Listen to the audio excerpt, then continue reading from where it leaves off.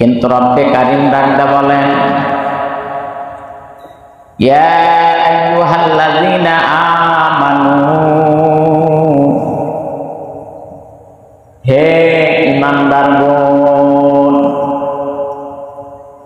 যদি আল্লাহ বলতেন ইয়া আইয়ুহান নাস,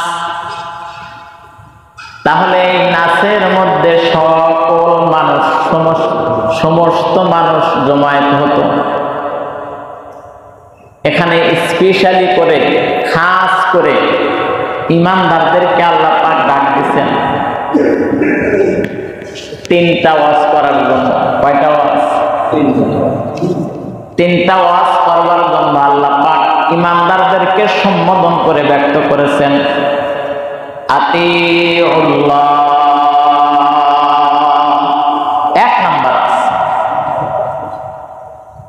ঈমানদারদেরকে ডাক দিচ্ছেন, আর এক নাম্বার ওয়াজ করছেন আতিউল্লাহ, আমার হুকুম মানো। এই ওয়াজ কার? এই ওয়াজ কার? আল্লাহ পাক বললেন আতিউল্লাহ, আমার হুকুম মানো। আল্লাহ পাকের হুকুম কি? আল্লাহ পাকের হুকুম আমার জীবন, আমার যৌবন আল্লাহ পাকের হুকুমে পরিচালিত করার নাম হলো আল্লাহ পাককে মানা।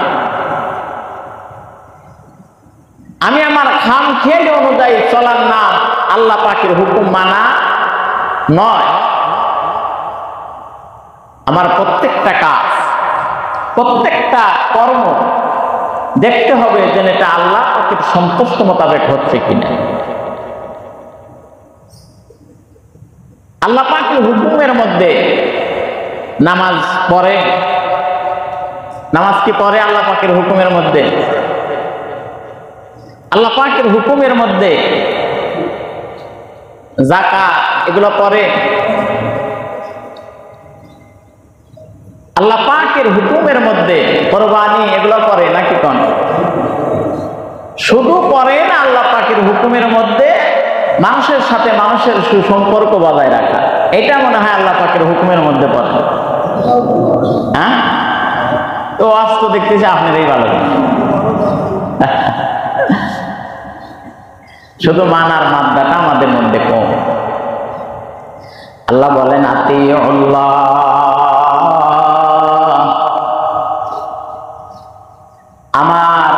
আমার হুকুম মানো।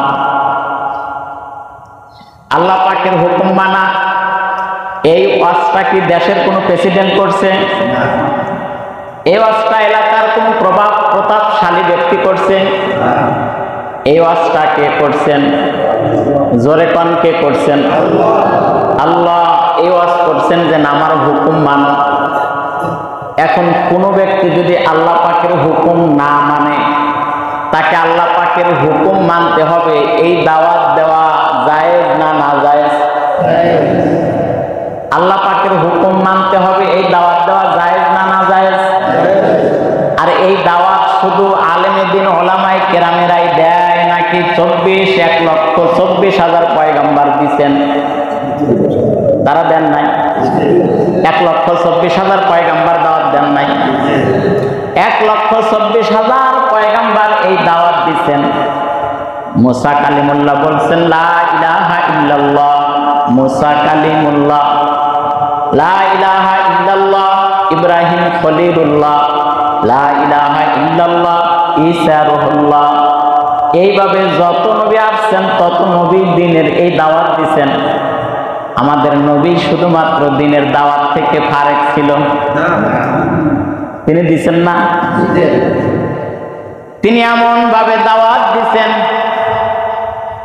ইতিহাস দেখলে স্পষ্ট অনুধাবন করা যায় 1,24,000 পয়গম্বর এই দ্বীনের দাওয়াত দিতে গিয়ে যত নির্যাতন পেয়েছে, যত জুলুমের সম্মুখীন হয়েছে, যত অত্যাচার বরদাস্ত করেছে, 1,24,000 পয়গম্বরের জুলুম নির্যাতন এক পাল্লায় রাখলে এরপরেও আমার আপনার পয়গম্বরের নির্যাতনের পাল্লাটাই বেশি হবে।